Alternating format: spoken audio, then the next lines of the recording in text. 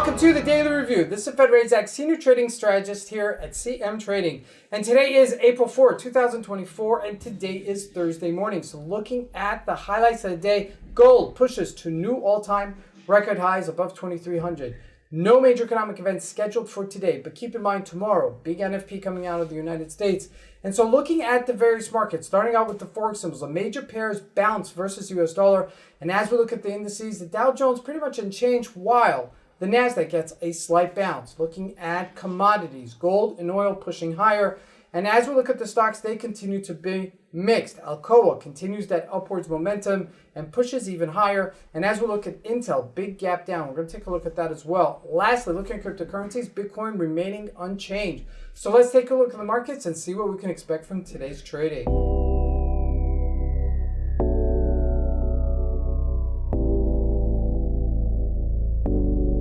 So here we go. First with the Euro USD, a decent bounce. I wouldn't say a big bounce, but a decent bounce. Almost 100 pips from our low of 117.33. We were close to that support level. I mentioned it a couple of times that if there was a spot for it to bounce off, it would have been here.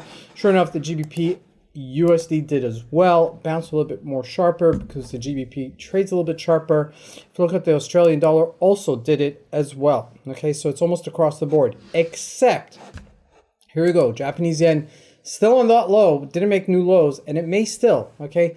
Japan is going through a tremendous rotation right now, if that's the word that we're looking at, okay? There could be a few words that you could define it, but Japan is really going through an economic, change, if you want to call it. And it's a lot to do historically with Japan and what it was worth and how it's moving forward. Now, looking at commodities, gold pushing to record highs above 2,300, just touched it, and then just receded just under it. Okay, we're just trading about $5 below it.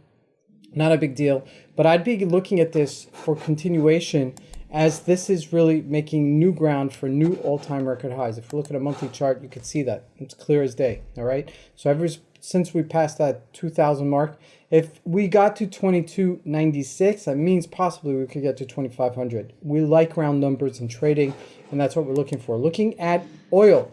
Now, crude oil is stalling here at $85.40. We were pretty much there yesterday, so I wouldn't say it was a push higher necessarily, but it did push to $86 yesterday, so it has still that momentum in case it wants to go higher. So just keep an eye on it, okay, because this could possibly be a resistance-ish area. Now, looking at the U.S. markets, Dow Jones did nothing yesterday, okay, no big change, but Big Ted did, okay, it did bounce a little bit off of that 30-day moving average, which is very important. Okay, now if we look at the individual stocks, it's almost mixed across the board, okay? Looking at something like Intel, had a decent gap down yesterday, and that's important. Remember, Intel is a bellwether. Intel is an important stock for us in terms of what we're looking for. So if it continues breaking lower, we may see it touch that 200-day moving average, and if it does break 40, that's a very important level, so keep that in mind.